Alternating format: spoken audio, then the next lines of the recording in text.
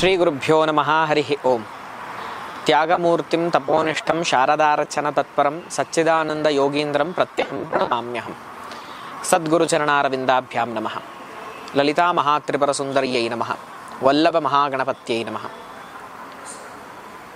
ಆತ್ಮೀಯ ಧರ್ಮಬಂಧುಗಳೇ, ವೀಕ್ಷಕರೇ, ಲಲಿತಾಂಬಿಕೆಯ ಪಾದಸೇವಾ ಕೈಂಕರ್ಯಭೂತವಾದಂತಹ ಧರ್ಮ ಪ್ರಚಾರದ ಕಾರ್ಯದಲ್ಲಿ ನಿರತರಾಗಿರುವಂತಹ ನಿಮ್ಮೆಲ್ಲರ ಆತ್ಮೀಯ ಆಕಾಶ್ ವಿಶ್ವಾಮಿತ್ರ ಮಾಡುವಂತಹ ನಮಸ್ಕಾರಗಳು.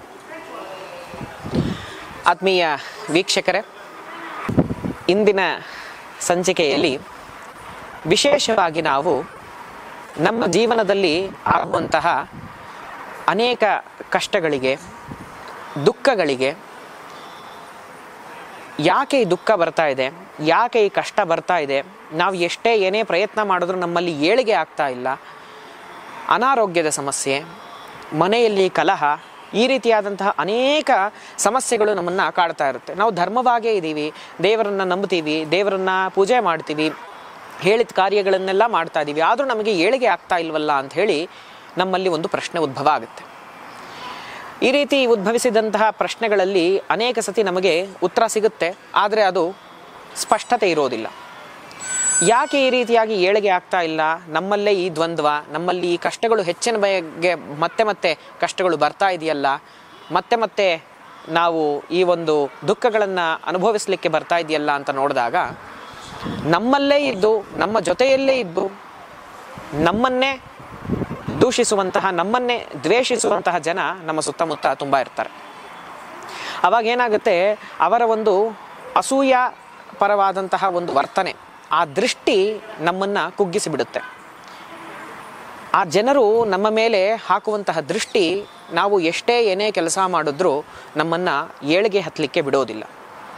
ಈ ರೀತಿಯಾಗಿ ಆ ದೃಷ್ಟಿ ನಮ್ಮನ್ನು ತುಂಬ ದುಃಖಕ್ಕೆ ನೂಕುತ್ತೆ. ಯಾವ ಕೆಲಸವನ್ನು ಮಾಡಲಿಕ್ಕೂ ನಮಗೆ ಶ್ರದ್ಧೆಯನ್ನು ಕೊಡೋದಿಲ್ಲ. ಮತ್ತು ಯಾವ ರೀತಿ ದೃಷ್ಟಿ ಬರುತ್ತೆ ಅಂತಾದರೆ, ಇದು ಮನುಷ್ಯ ದೃಷ್ಟಿಯಾಗಿರಬಹುದು, ಭೂತ ದೃಷ್ಟಿಯಾಗಿರಬಹುದು, ಶ್ವಾನಗಳ ದೃಷ್ಟಿಯಾಗಿರಬಹುದು, ಪಶು ಪ್ರಾಣಿ ಪಕ್ಷಿಗಳ ದೃಷ್ಟಿಯಾಗಿರ್ಬೋದು, ಅಥವಾ ಶತ್ರುಗಳ ದೃಷ್ಟಿಯಾಗಿರ್ಬೋದು. ಈ ರೀತಿಯಾದಂತಹ ದೃಷ್ಟಿಗಳು ಅನೇಕ ರೀತಿಯಲ್ಲಿದೆ. ಈ ದೃಷ್ಟಿಯನ್ನು ನಾವು ನಿವಾರಿಸ್ಕೊಳ್ಬೇಕಾಗುತ್ತೆ.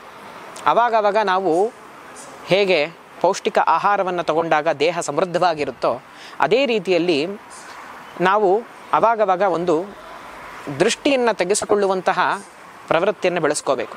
ಹಿಂದಿನ ಕಾಲದಲ್ಲಿ ನಮ್ಮ ಹಿರಿಯರು, ಅಜ್ಜ ಅಜ್ಜಿಯರು ಮನೆಯಲ್ಲಿ ನಮಗೆ ಆನಂದದಿಂದ ಆಶೀರ್ವಾದ ಮಾಡಿ ಎಲ್ಲಾದರೂ ಆಚೆ ಕಳಿಸಿ ಮತ್ತೆ ಕೆಲಸವನ್ನು ವಿಜಯ ಮಾಡಿಕೊಂಡು ಬಂದಾಗ ಮೊದಲು ಮಾಡ್ತಾ ಇದ್ದದ್ದು ದೃಷ್ಟಿ ತೆಗೆಯುವಂಥದ್ದು. ಕೆಂಪು ನೀರು ಆರತಿಯಿಂದ ಇದ್ದಾಗಲಿ, ಅಥವಾ ತೆಂಗಿನಕಾಯಿಂದಾಗಲಿ, ಅಥವಾ ನಿಂಬೆಹಣ್ಣಿಂದ ಆಗಲಿ, ಅಥವಾ ಪರ್ಕೆ ಕಡ್ಡಿಯಿಂದ ದೃಷ್ಟಿಯನ್ನು ತೆಗಿತಾ ಇದ್ರು. ಯಾಕಾಗಿ ಅಂತಂದರೆ, ನಾವು ಸಾಧನೆ ಮಾಡಿರುವಂತಹ ಕೆಲಸ ಸಹಿಸ್ಕೊಳ್ಳಿಕ್ಕಾಗದಿರುವಂಥ ಜನರು ಅನೇಕ ಇರ್ತಾರೆ. ಅವರೆಲ್ಲರ ದೃಷ್ಟಿ ಬಿದ್ದು ಇನ್ನು ಆ ಕೆಲಸ ಹಾಳಾಗಬಾರ್ದು, ಅಥವಾ ಆ ಕೆಲಸವನ್ನು ಸಾಧನೆ ಮಾಡಿರುವಂಥ ವ್ಯಕ್ತಿಗೆ ಅನಾರೋಗ್ಯದಿಂದ ಅವನು ಪೀಡಿತನಾಗಿ ಅದರ ಒಂದು ತೊಂದರೆಯನ್ನು ಅವನು ಅನುಭವಿಸಬಾರ್ದು ಅಂಥೇಳಿ ದೃಷ್ಟಿಯನ್ನು ತೆಗಿತಾ ಇದ್ರು. ಅದೇ ರೀತಿಯಲ್ಲಿ ಈಗಿನ ಕಾಲದಲ್ಲಿ ನಾವು ಅನೇಕ ಸಮಸ್ಯೆಗಳನ್ನು ನಾವು ನೋಡ್ತಾ ಇರ್ತೀವಿ. ಅದೆಲ್ಲದಕ್ಕೂ ರಾಮಬಾಣವಾಗಿ, ಬ್ರಹ್ಮಾಸ್ತ್ರವಾಗಿ ಇರುವಂಥದ್ದು ಯಾವುದು ಅಂತಂದರೆ ದೃಷ್ಟಿ ದುರ್ಗಾದೇವಿಯ ಉಪಾಸನೆ. ಆ ದೃಷ್ಟಿ ದುರ್ಗಾದೇವಿಯನ್ನು ನಾವು ಮನಸ್ಸಿನಲ್ಲಿ ಪ್ರಾರ್ಥನೆ ಮಾಡಿಕೊಂಡು, ಮನೆಯಲ್ಲೇ ಸಹ ನಾವು ನಮ್ಮ ಕುಟುಂಬ ಕ್ಷೇಮವಾಗಿರಲಿ, ನಮ್ಮ ಮನೆ ಕ್ಷೇಮವಾಗಿರಲಿ, ಮನೆಗೆ ಬಿದ್ದಿರುವಂತಹ ದೃಷ್ಟಿ, ಕುಟುಂಬದ ಮೇಲೆ ಬಿದ್ದಿರುವಂತಹ ದೃಷ್ಟಿ ನಿವಾರಣೆ ಆಗಲಿ ಅಂಥೇಳಿ ದೃಷ್ಟಿ ದುರ್ಗಾದೇವಿಯನ್ನು ಪ್ರಾರ್ಥನೆ ಮಾಡಿ ನಾವು ದೃಷ್ಟಿಯನ್ನು ತೆಗೆದುಕೊಳ್ಳಬೇಕಾಗುತ್ತೆ. ಆ ದೃಷ್ಟಿಯನ್ನು ನಿವಾರಿಸುವ ಬಗೆ ಹೇಗೆ ಅಂತ ಆದರೆ, ಆತ್ಮೀಯ ವೀಕ್ಷಕರೇ, ಒಂದು ಅಷ್ಟಮಿಯ ದಿನ ಅಥವಾ ಅಮಾವಾಸ್ಯೆ, ಪೌರ್ಣಮಿಯ ದಿನ ವಿಶೇಷವಾಗಿ ಬಿಳಿ ಸಾಸಿವೆ ಅನ್ನೋದು ನಮಗೆ ಸಿಕ್ಕುತ್ತೆ.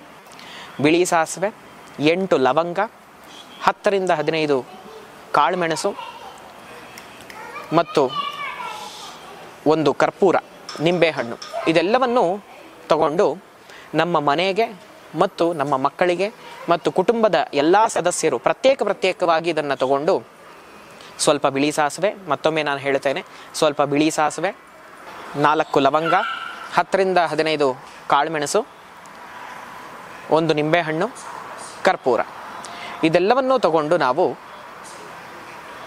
ತಲೆಯಿಂದ ಶಿರದಿಂದ ಪಾದದವರೆಗೆ 3 ಸತಿ ದೃಷ್ಟಿಯನ್ನು ತೆಗೆದುಕೊಂಡು, ಅಂದರೆ ನಿವಾಳಿಸಿ, ಕ್ಲಾಕ್ ವೈಸ್ 3 ಸತಿ, ಆ್ಯಂಟಿ ಕ್ಲಾಕ್ ವೈಸ್ 3 ಸತಿ ನಿವಾಳಿಸ್ಕೊಂಡು, ಮನೆಗೂ ಸಹ ನಿವಾಳಿಸ್ಕೊಂಡು, ಇದನ್ನು ಯಾವುದಾದ್ರೂ ಕ್ಷೇತ್ರಪಾಲಕನ ಅಂದರೆ ಕಾಲಭೈರವನ ಅಥವಾ ಆಂಜನೇಯ ಸ್ವಾಮಿಯ ದೇವಸ್ಥಾನಕ್ಕೆ, ಇಲ್ಲ ಅಂತಂದರೆ ದುರ್ಗಾದೇವಿಯ ದೇವಸ್ಥಾನಕ್ಕೆ ಹೋಗಿ ನಾವು ದೃಷ್ಟಿ ತೆಕ್ಕೊಂಡಿರುವಂತಹ ಅಷ್ಟು ವಸ್ತುಗಳನ್ನು ಕರ್ಪೂರವ ಸಮೇತವಾಗಿ ಅದನ್ನು ಬೆಳಗಿಸಿ ಸುಟ್ಟು ಬರಬೇಕು. ಈ ರೀತಿಯಾಗಿ ಸುಟ್ಟು ಬಂದಾಗ ನಮ್ಮಲ್ಲಿರುವಂತಹ ಎಷ್ಟೋ ನೆಗೆಟಿವಿಟಿ ಕಮ್ಮಿ ಆಗುತ್ತೆ, ಪಾಸಿಟಿವಿಟಿ ಜಾಸ್ತಿ ಆಗುತ್ತೆ, ಎಲ್ಲ ದೃಷ್ಟಿಗಳು ನಿವಾರಣೆ ಆಗುತ್ತೆ. ಆಗಲೇ ನಾನು ಹೇಳ್ತಾ ಇದ್ದೆ ದೃಷ್ಟಿ ದುರ್ಗಾದೇವಿಯ ಉಪಾಸನೆ ಅಂತ. ಈ ದೃಷ್ಟಿಯನ್ನು ತೆಗಿಬೇಕಾದ್ರೆ ಓಂ ಹ್ರೀಂ ದೃಷ್ಟಿ ದುರ್ಗಾಯೈ ನಮಃ, ಮತ್ತೊಮ್ಮೆ ನಾನು ಮಂತ್ರವನ್ನು ಹೇಳ್ತೇನೆ. ಈ ಮಂತ್ರದಿಂದ 3 ಸತಿ ಕ್ಲಾಕ್ ವೈಸ್, 3 ಸತಿ ಆ್ಯಂಟಿ ಕ್ಲಾಕ್ ವೈಸ್ ದೃಷ್ಟಿಯನ್ನು ನಿವಾಳಿಸ್ಕೋಬೇಕಾಗತ್ತೆ. ಓಂ ಹ್ರೀಂ ದೃಷ್ಟಿ ದುರ್ಗಾಯೈ ನಮಃ ಎನ್ನುವಂತಹ ಮಂತ್ರವನ್ನು ಹೇಳ್ತಾ ನಿವಾಳಿಸ್ಕೊಂಡು, ಈ ಮಂತ್ರವನ್ನು ಸಾಧ್ಯವಾದರೆ 108 ಬಾರಿ ಜಪಿಸಿ ತದನಂತರದಲ್ಲಿ ದೃಷ್ಟಿಯನ್ನು ತಗೊಂಡಾಗ, ನಿವಾಳಿಸ್ಕೊಂಡಾಗ ಹೆಚ್ಚಿನ ಫಲವು ಪ್ರಾಪ್ತವಾಗುತ್ತೆ.